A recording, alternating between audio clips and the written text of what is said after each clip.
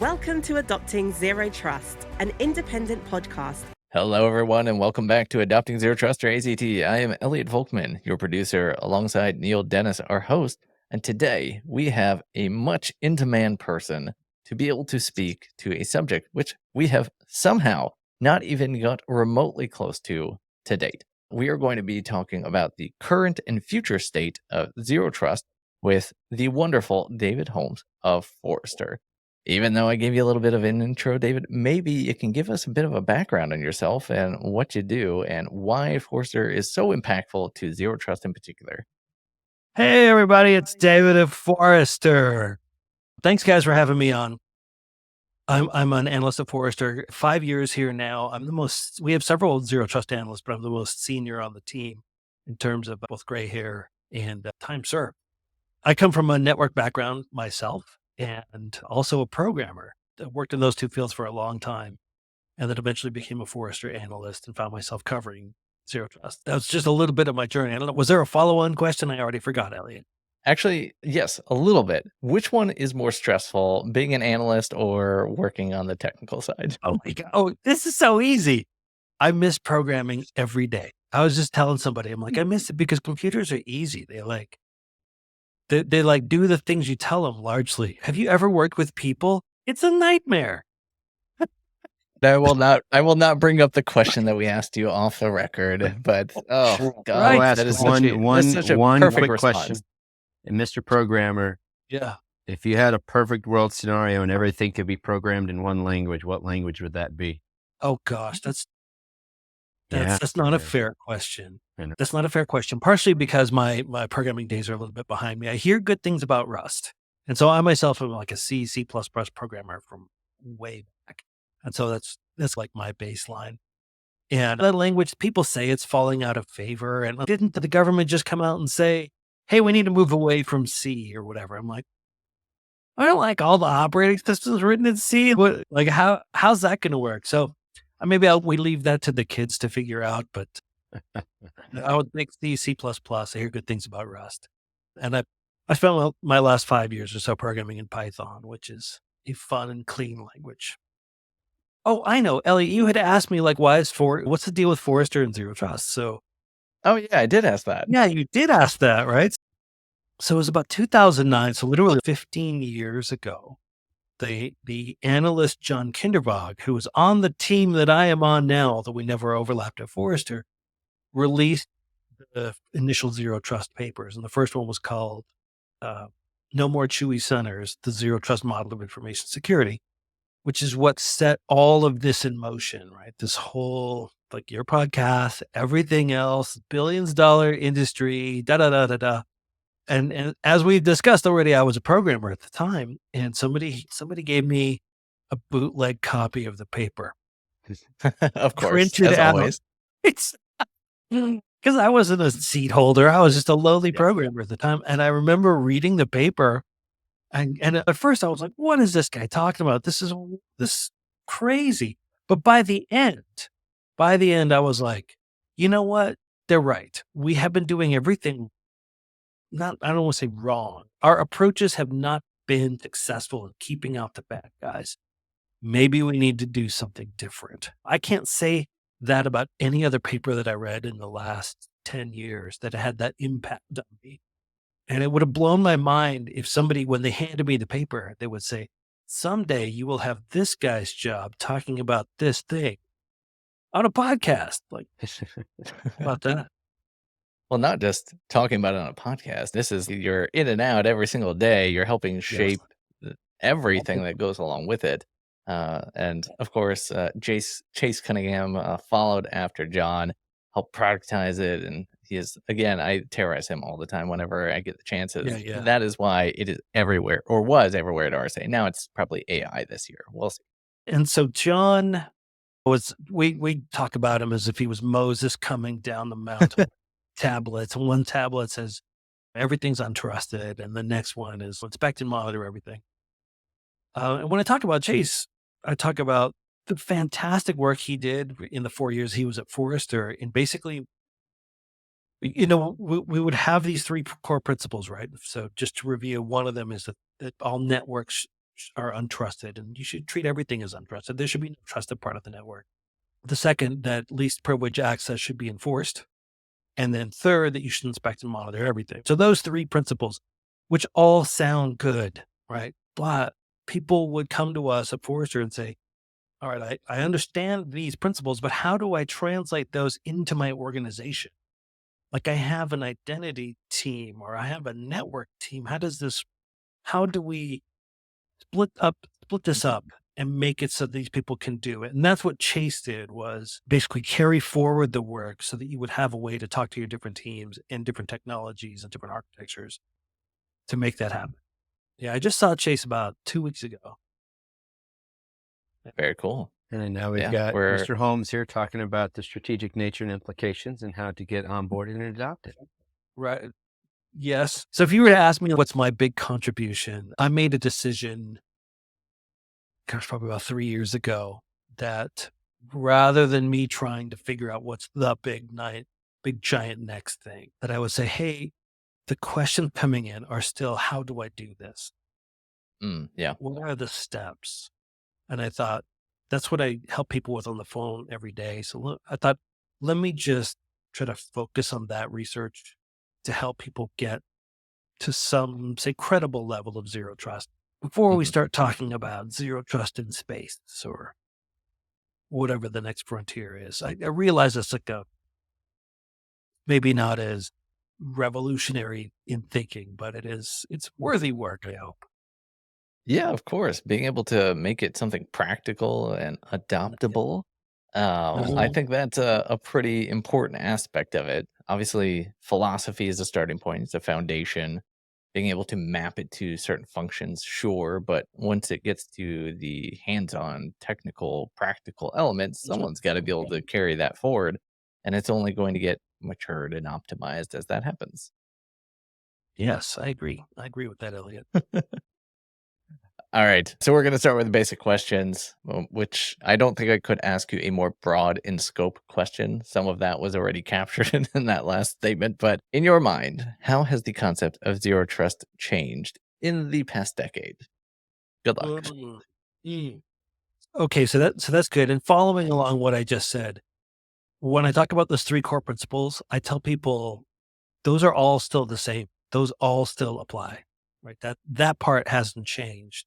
Mhm. And then as we talk about the work that's been done over the last decade or so, where we're operationalizing it into different domains, here's identity, here's networks and people and users, et cetera, such that one can then carve up the problem and be able to talk about it in the different silos of their organization.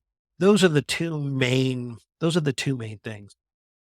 Probably one of the biggest developments was COVID, Mm. and forcing everyone to go work remotely, right? So I mentioned I had the network security background, right? So Mhm. who do you think was the analyst that every company in the world who's a Forrester client called when their VPN stopped working? Huh? That was me. I That like sounds right. all day for months, people would call and say, hey man, look, all of our VPNs land in the same zone and there's an IPS there. And now it's totally overloaded. Should we rezone or get more IPS or what? And so I would tell them, no, no, no, no, no. No, the way out of this is not more VPN. The way out of this is zero trust. Zero trust is the way out. And early on, they did not want to hear that. It was like their hair was on fire, and I'm describing the haircut of the future. That's how Mhm. this message was initially received. But eventually, they would start to come around after 3 or 4 months of this. Maybe after they got their VPNs expanded, more licenses or whatever. Then they're like, maybe that Forrester guy, maybe he was right. And so that's when we really, really started to see a lot of there's some vendor names out like the Zscalers and Palo Alto with their Prisma Access, Cloudflare, and others. They were just selling this stuff like hotcakes.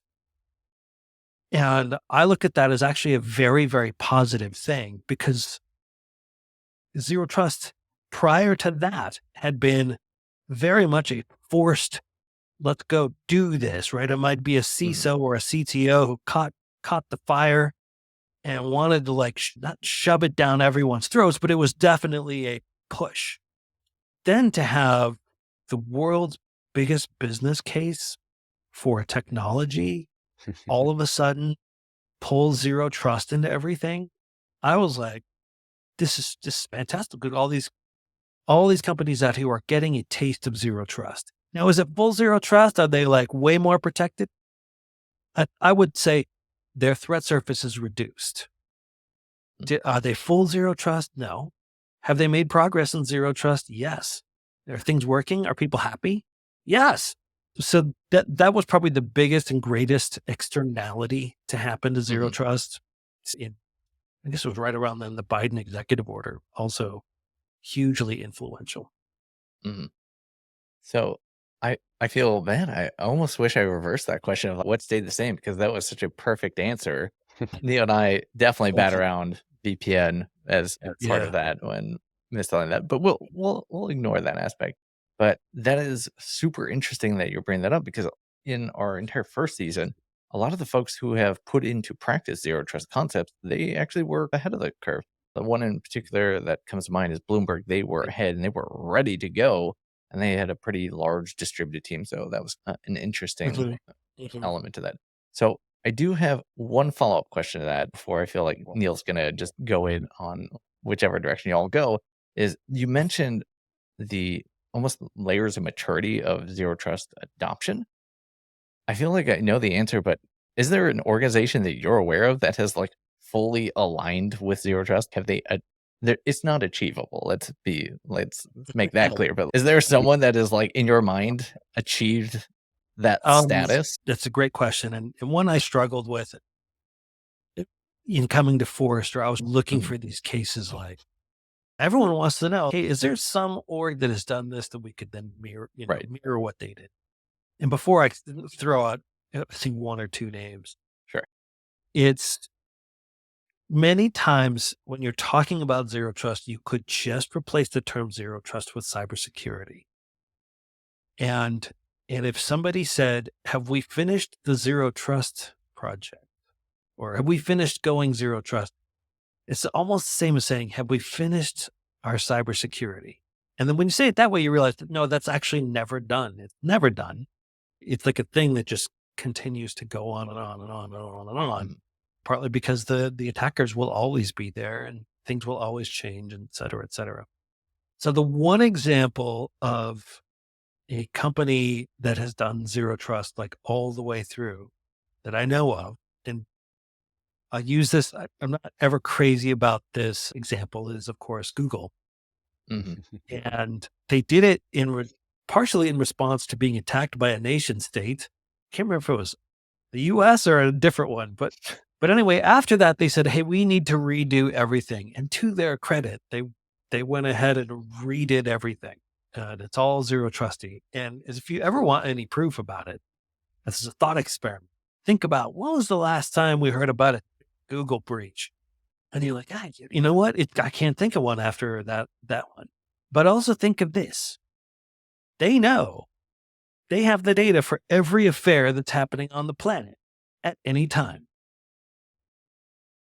How come somebody hasn't hacked in there and just grabbed all that data, right? Two people spend the night in a hotel room. Pretty sure their phones are on. Google knows they're both in that room. That data never, ever leaks. They have that somehow locked down, and maybe it's through the magic of zero trust. So I haven't seen them have a ton of success selling that into the enterprise. I don't run into a lot of Forrester clients who are part of the ecosystem. And I think that is more around the clumsiness that a very, very engineering-led organization like Google has in relating to business. And so very often there's the Google way, which might be technically the right way, but the business has its own needs, and then somehow they fail to meet in the middle. Neil, you had your hand up. I feel like you've got something Neil's ready to burst. No, I just have a comment on why we don't see people's Ashley Madison stuff anymore. No, I think it's fun to think about with Google. You're right. It's neat to think about what we have or haven't seen data wise. And I think when you think about the scope of what Google is versus what a state sponsored threat would be, like China or Russia.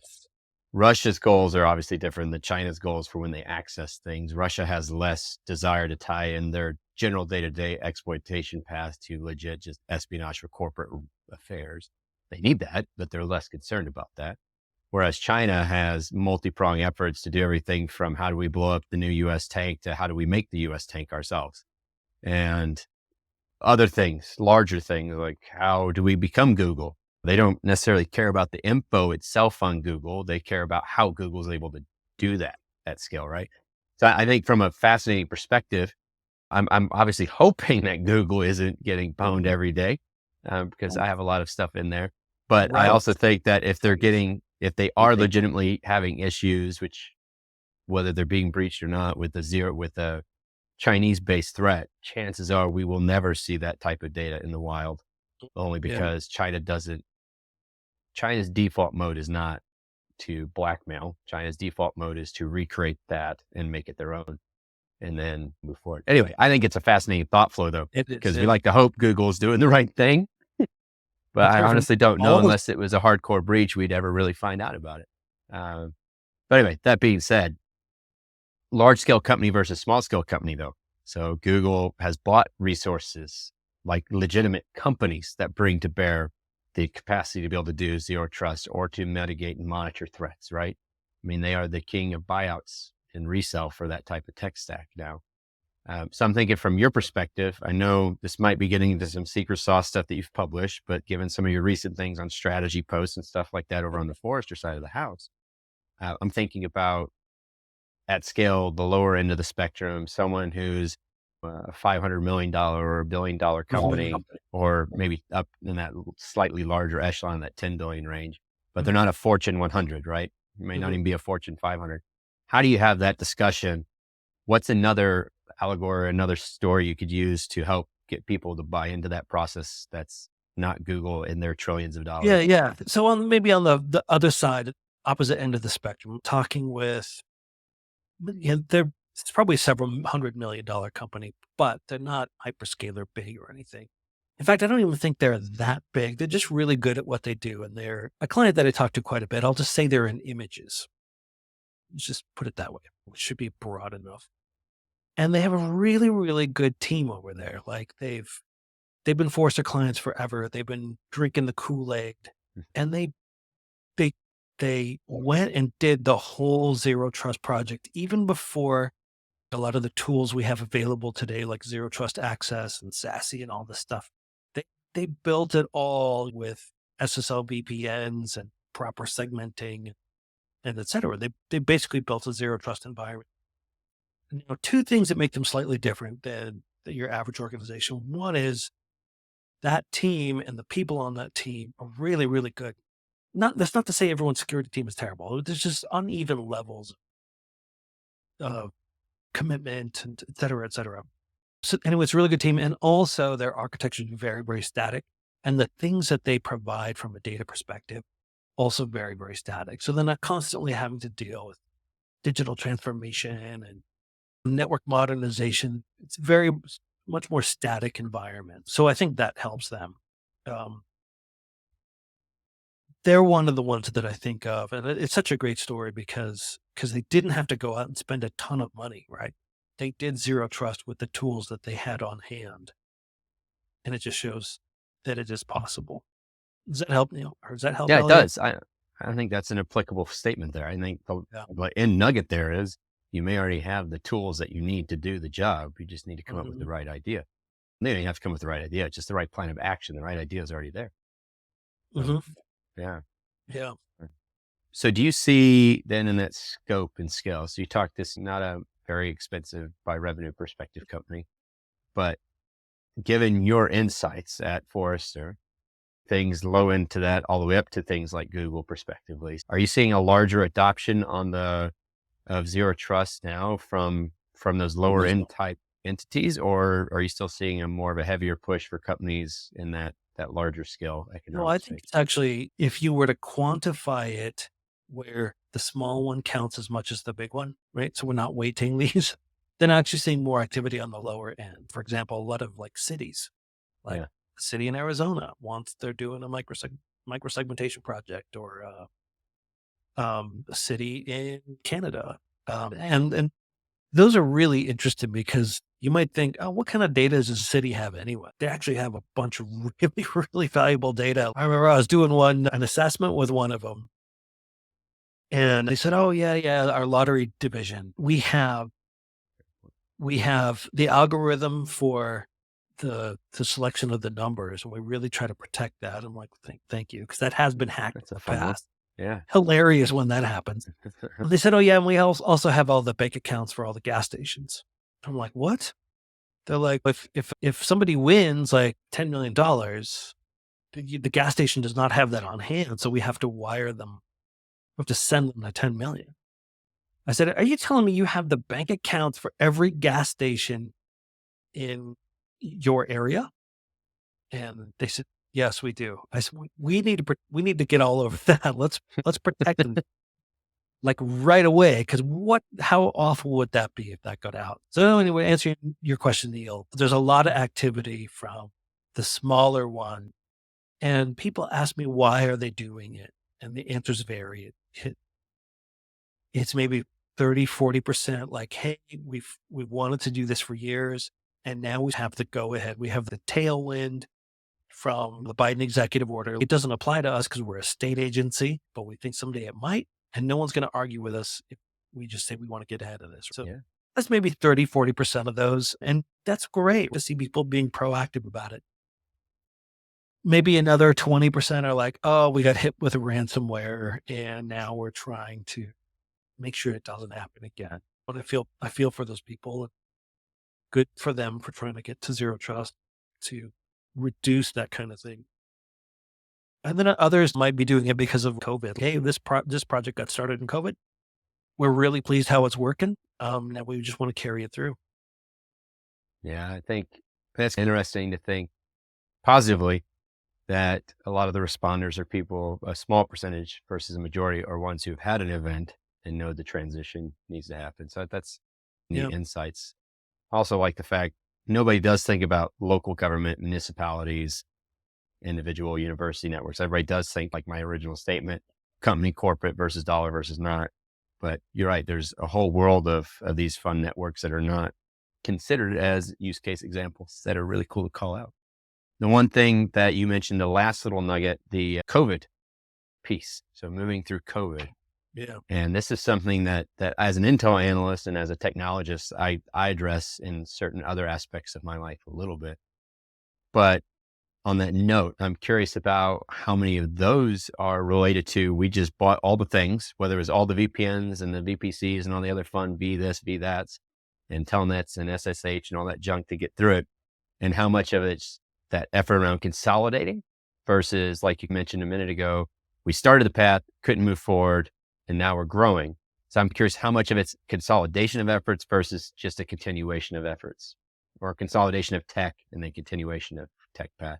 Gosh, I'm not sure I have enough data to say. Yeah. You see that a lot at any metric though, where people are trying to wrap all that junk up that they bought. Yeah. But oftentimes it's hidden within some other project. Yeah. Like we just got acquired, or we acquired some company and they just had nothing but VPNs. And now we want to give them a little bit better something.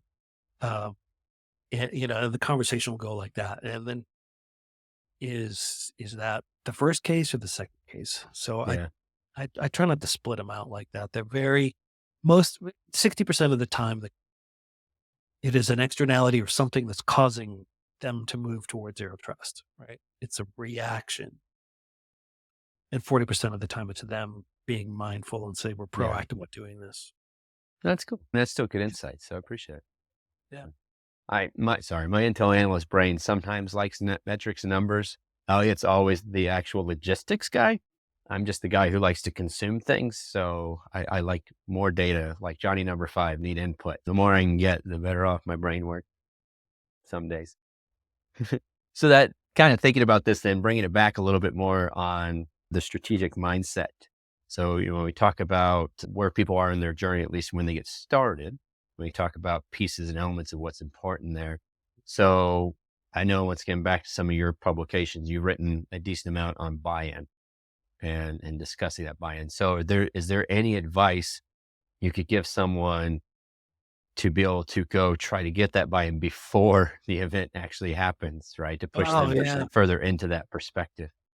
Cost savings, benefits, whatever they are. Used to write about it a lot because we had to, right? Because we're trying to support the CISO or the CTO who's trying to push zero trust into the org, right? And so we talk about all these things like engage with the stakeholders and da da da da da. But then everything changed when that Biden executive order came out. I remember I was doing a project with one of our armed forces, and I started to go into the spiel like, all right, so when it comes time to convince everybody, they said, oh, no. We could skip this part because we've already been told we're doing this. And so we have to spend a lot less time on those kind of conversations now, which I am ultimately glad about because it's like trying to sell a religion, right? It's good for you for doing that. Like I love those guys in the young guys in the suits who are pedaling around town, like knocking on people's doors. I'm like, wow, I don't necessarily want to talk to him, but can you imagine the guts that takes to do that for 2 years? But we were creating a lot of content to help somebody like that in their organization spread the word enough to make sure that the projects at least got going. And one of the tips that we had that I think is perhaps the easiest one to understand and maybe the easiest one to do is the project will go a lot better if you can get like the highest ranking officer, like the CEO or COO, to send out an email saying, hey, this is what we're doing. Because you will run into somebody who is going to fight you on this. And if you have that email, that will help you a lot.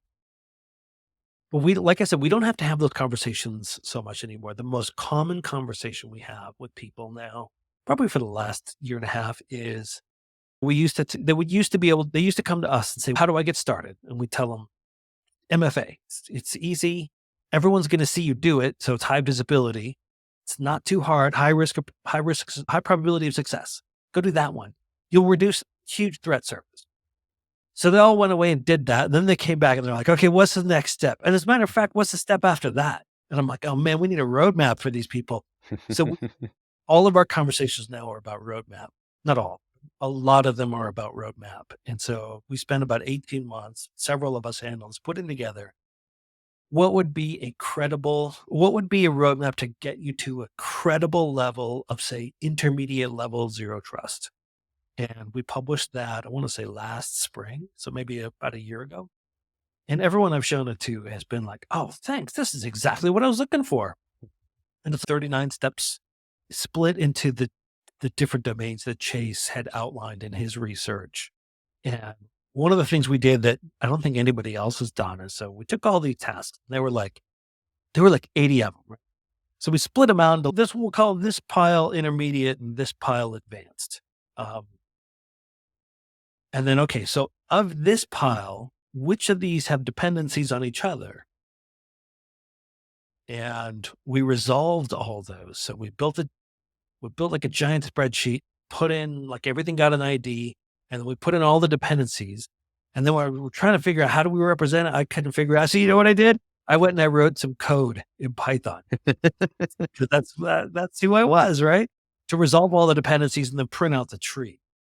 And then we were able to present it. And I initially tried to drop the roadmap with the dependencies shown, but it just looked like a bunch of spaghetti. I just tell people, hey, if you follow this roadmap, all the dependencies are resolved. So you should not run into a case where you're starting a sub project and you're like, oh, it turns out we needed to have this other one done and we didn't know it. Nope. If you follow our roadmap, all those dependencies are resolved. So those are much more of the common conversations we have now. We're working on the advanced one, but that won't publish till later this year. No, I love it. I think that's awesome. That's good news as a whole. Yeah. People are trying to stop it. If they don't have to ask you how to go get buy-in anymore as much, then that's obviously really good. It's a great time to be a zero trust analyst. Yeah, you've got a good job ahead of you. You ain't going nowhere. You got to ask me about AI at some point. Yeah. I was okay. We'll do that. But let's do this. So I was going to make a comment here. I had a curiosity question about AI since we're going to go there. generative LLM models, all this other stuff. We see a lot, especially on Elliot's side of the fence, people trying to make these models for GRC related things. What is your personal take on not just there is no zero trust in LLM. Let's be upfront that you're sitting here, even if it's packaged, encrypted, and mutated, it's still going somewhere else that you don't control. But unless you're Microsoft, then you can build your own data lake. So my question to you, do you see a route there where you could leverage it at least to help you get started into the zero trust world? Do you see language models that could help you at least maybe even identify pieces where you need to go back and look at things that as part of the future here in the next X, whatever? That's an interesting angle that no one's asked me yet, Neil. So That's the let me just back up and level set on, and I'll just admit right out, I do not have a data science background. I have network security and programming and zero trust. When all of the chat GPT stuff came out, I was like, I need to understand this, at least to understand, am I close enough to the end of my career where I can go, this is something else somebody else understands. And I think that's what I arrived at. But I got to the point where I was reading a paper that said, all right, here's how it tokenizes everything and it turns everything into numbers. I was like, oh, whoa. Okay, so it does not understand what it is saying. It's a bunch of numbers to it. And so I fired up Chat GPT and I asked it a question. It was something simple. David's father has two sons. One is named Bill. What's the name of the other son? And it was like, I have no idea. How can I possibly know that? It could be anything. Right? Obviously, David is the name. The other. And so you have to understand the meaning of father and the meaning of son in order to understand that. But so I was like, okay, so it just happens to be really good at thinking about words and how they all fit together, but it doesn't really understand any of them. And that's why it can't really do math either, because it turns the numbers into the wrong numbers. So I was like, okay, that's really, really interesting. And probably the biggest trap we'll fall into is because we recognize good writing as intelligent. Like that's half my job, guys. It's trying to look intelligent on paper. One of the biggest things we'll fall into is giving the thing more credit than it probably deserves. Does that make sense? And so I have heard of really, really time-saving and brain-saving applications of this where people, like a whole job of a person was to read through some medical notes and then summarize it for the doctor who's on call. Those jobs are gone now. That's just done by AI. And I'm like, that's unfortunate that job's gone, but I could totally see where something didn't necessarily need to understand all of it, but just be able to write a summary real quick. Maybe that's fine. Now, in cybersecurity and zero trust, my position on this as it relates to generative AI is if your organization is going to use generative AI as a differentiator, right, to set yourself apart from your competition, that you are going to want to train it on your data. For example, if your customer is going to use the thing, then it should know a lot about your data, your processes, and all this stuff. But I think once you put your data into it, it's going to be very, very hard to control how that data is.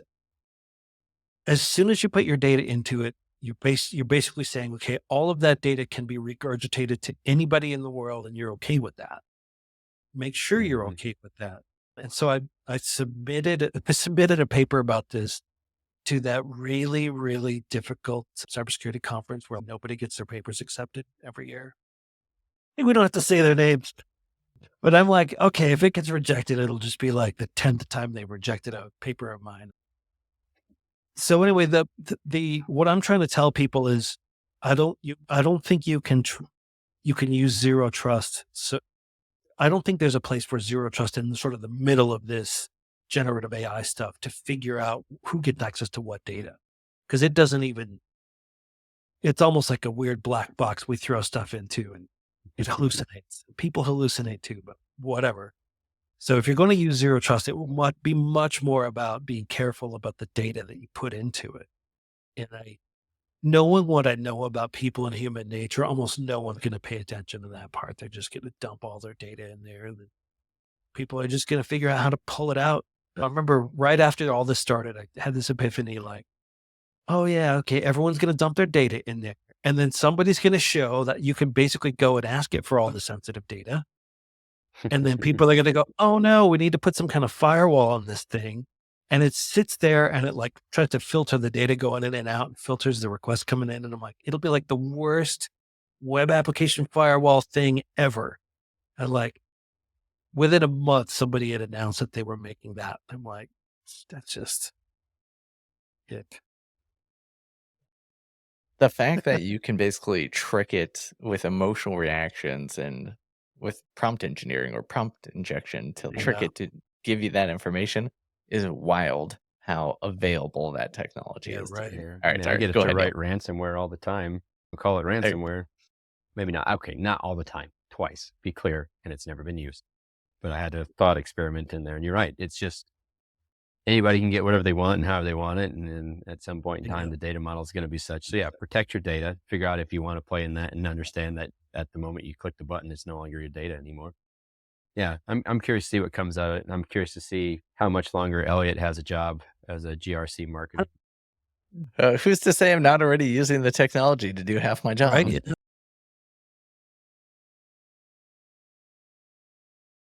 Oh, I'm That's why I'm doing this in the middle of the day. I'm just kidding. If you work with me, I'm totally not recording We're this all during freeing office you right hours. now. and yes, for the record, Cyware, we do this starting at 6 p.m. Eastern, Monday through Yes, that's Thursday. totally Yeah. correct. Yep. So, hey guys, I know you wanted to ask me what I thought about the future of zero trust. And Yeah, then, that's and great. I don't know if you explicitly asked it yet, but We have not, but we would definitely love your take. Thank you for Okay. bringing us back on topic, David. Sure. Someone needs to. In the short, and let me get just a little bit like acronym goal for a second. There's basically two marquee zero trust technologies at work right now, at least in the vendor marketplace, right? One is microsegmentation, which is basically applying zero trust into a network to say which computer should actually be allowed to talk to each other. And let's just make that so, like explicitly say, okay, host C could talk to host A, but never to host B. That's right, which is a lot harder than it sounds. So there's that microsegmentation. And then there's the other thing that happened during COVID, which was, hey, let's give people access only to the applications that they need access to and not anything else, right? That's the access part. And that was like the big sexy part of zero trust for about 2 years because it solved a business problem, right? The business problem was people cannot work because the VPNs are overloaded. Let's bring productivity back and in some cases accelerate it with zero trust stuff, right? It's the ultimate business problem. So that got really hot. Now, the dirty secret of zero trust right now is these two systems do not work together at all. They're not the same vendors. They're different teams that deploy them. They come out of different budgets. They very, very little working together. I think in the short term, I would like to see these two things become much more integrated because then it can actually start to build these quote micro parameters that Kinderbach talked about earlier on. So I haven't seen a whole lot of evidence that that is going to happen, but I would like to see it happen. So that's the short term. I think another short term thing is with a lot of things moving to the CI/CD pipeline, DevOps, et cetera, et cetera. How does zero trust work in that fashion? So some of our more technical and forward thinking, forward looking clients who have like a DevOps staff, when they talk to them, they're like, we're thinking of going zero trust and we're just going to try to do it all with DevOps templates. Like when the app gets deployed, it already has the language in there. These are the hosts that can talk to these ones. And I'm like, that's probably how I would do it too. Now, that's not what a lot of the vendors want to hear, right? They would like to sell a thing that just does the thing. But the developers know if I do this, I could set all that stuff explicitly in code. Like that's the most explicit possible thing. So that world seems to be going in that direction, right? And I talk to clients who are building systems using Terraform, and they're like, "Yep, we're all very zero trusty." I think there's some holes there where they're setting it out, but is it working like they think it's working? Or what if somebody makes a change and then the access becomes much more permissive? So a gap that exists right now is, even if you architect everything perfectly and put out a good policy that's very zero trust, there will be changes to the network configuration over time. There just always are, right? Let's say it's once a month. That's 12 opportunities in the year for something to go wrong and permissions to fall off. Now, if permissions got too tight, you would know because things should stop working. But if they get too loose, you won't know because everything will still keep working. You just won't know. The hacker could walk into the back. So I think there's a gap there where people will need to have something or have some kind of process or tool or whatever to go figure out, is my zero trust environment still zero trust?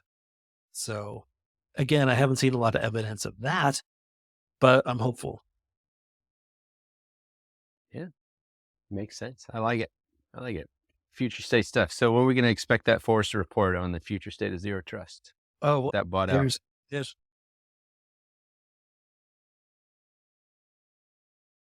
so it could anytime, not in the next month, but it might be Q2. It might be Q3. I think that sometimes people ask me, what's the far distant future of zero trust? And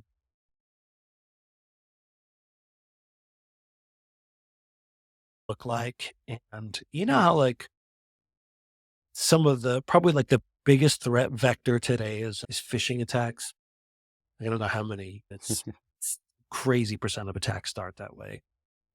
And there's actually a reason for that, right? It's actually, we got somewhat good at locking down our perimeters as they are, right? Firewalls not letting people through. And so then attackers figured out, oh, I need access to that resource. So I need to appear like a person who has access to that resource, right? So elements of zero trust and zero trust principles were already being embedded into our cybersecurity architectures. And the fact that phishing is such a popular threat vector now is just simply proof that we used zero trust to cover up all of this other stuff that needed protection. And now they were having to drive through in these other realms, right? So they have to pretend to be somebody, and then they have to beat the MFA, and then they can get access to the thing. So I think further out, we're going to see, unfortunately, a more need for systems to be a little bit smarter about what is this looks like David, and he passed the MFA test, but we still need to inspect what he's doing because it might actually be a compromised credential. And I think that problem is a lot harder to solve, and zero trust will probably have to come back around and figure out what is the right set of principles to guide that. Yeah, we had a talk early on about your keyboard identity, right? The people who are doing passwordless security, quote unquote, type stuff, and what that could look like. And at the end of the day, for the fundamental threat actors trying to get in, that keyboard or that passwordless environment does help mitigate that initially. But like everything else, at some point in time, it's still a database. So if you do zero trust around the database that's making those key checks, you're probably pretty decent on. But it's still a fingerprint, a digital fingerprint that someone probably will learn to replay. I'm excited for that, to be fair. I'm excited for passwordless security. There's banks that are already using this to some extent. The Google reCAPTCHA systems are actually technically a form of passwordless security in the sense, because you go, is this a human? Are you human? You click the checkbox. That checkbox isn't trying to track. It tracks how long it takes you to get there. It tracks where you go to get there on the trackpad and everything else. But it's also using the breadth, everything you do, including your affairs on Google, to figure out if it's actually you on that box, right? And can't be David. He's having an affair right now. Exactly. David's got his, that's this can't be Neil. He's having an affair right now. No, I'm kidding. That's exactly it. You're right. Is Google has the breadth of info. Google's little "Am I human?" click button does all that passwordless security light mentality.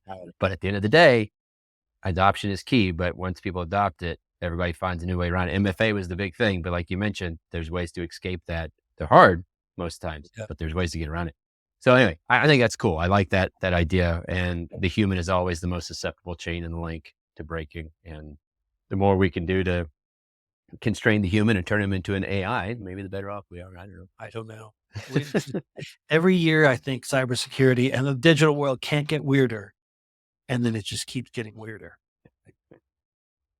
Yeah, Who knows where it's going to be in 5 years. So I'll throw it back over to Elliot to wrap up and see if he's got anything else that he wanted to bring up.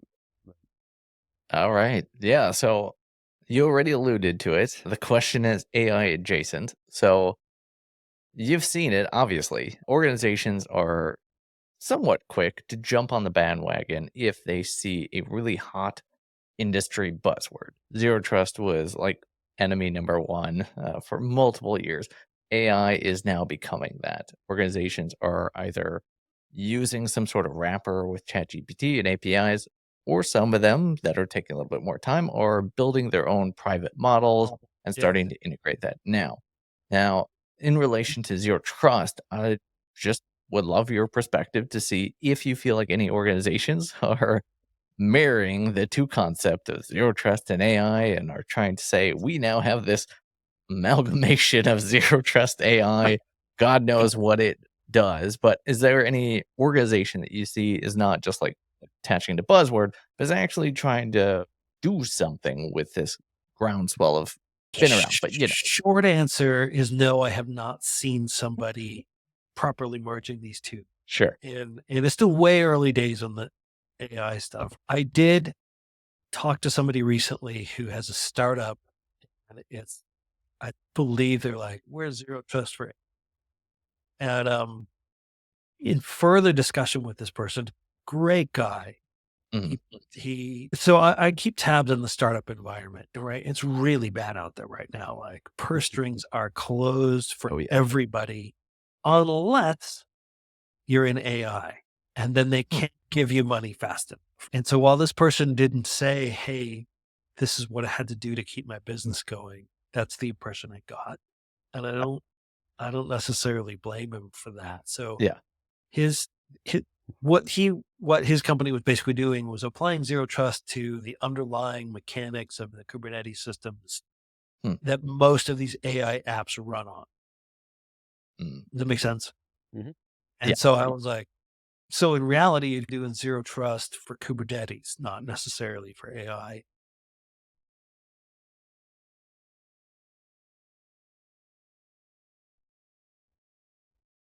So anyway, that's a sort of a bad example of somebody who's not a bad example. It's a great example.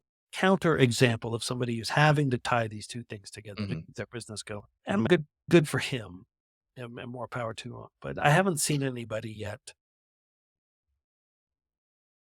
It's probably the job of the next Forrester analyst to come up with the, oh my God, it will be like the iRobot rules for artificial intelligence. Thank you, Isaac. The ones like, well, what thou are shalt they? harm there's 3, and I only remember the one, which is you shall not harm humans. I don't remember what the other 2 are. I think one, this is a Google. You can.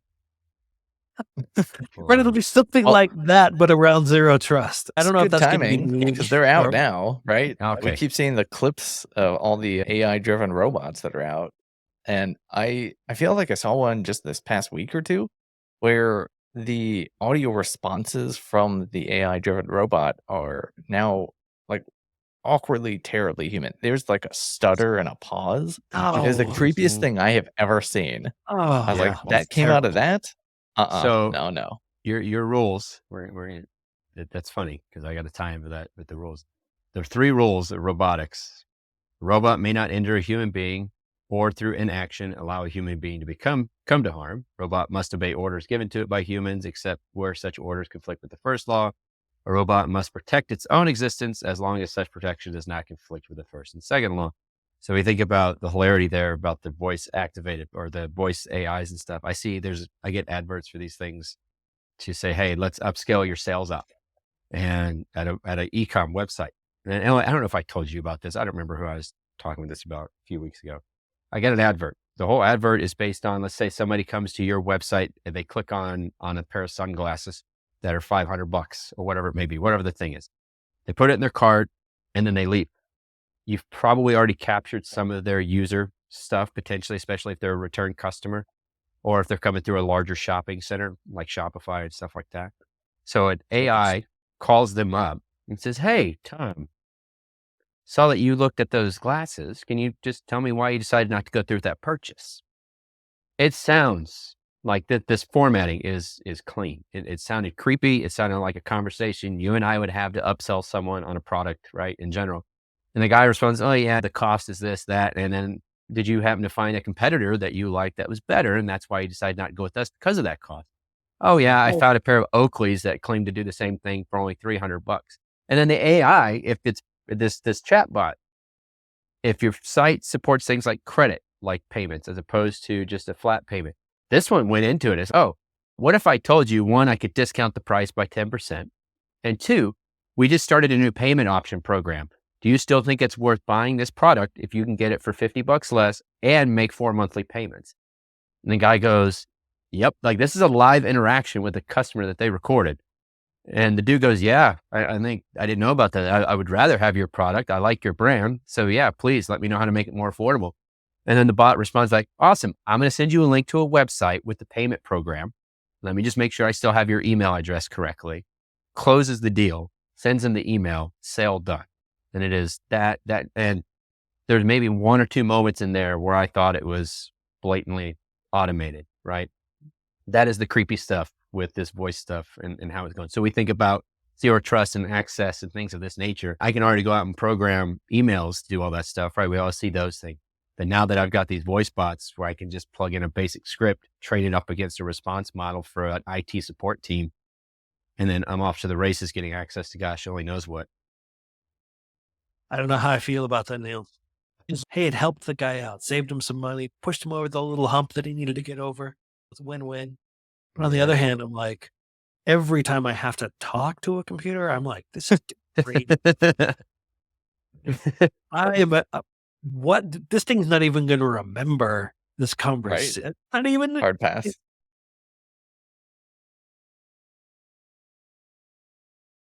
Benefit, it doesn't have to get a commission check. Yeah, I think part of my issue is, what if everything you did, like you had an AI call you immediately after and try to close the deal? I was just looking. My friend wants a scarf. I thought I'd look at scarves. I don't know. No, it's too early. I don't know. It's a weird world. Everything would become like a car sales process, which is literally my nightmare. Absolutely not.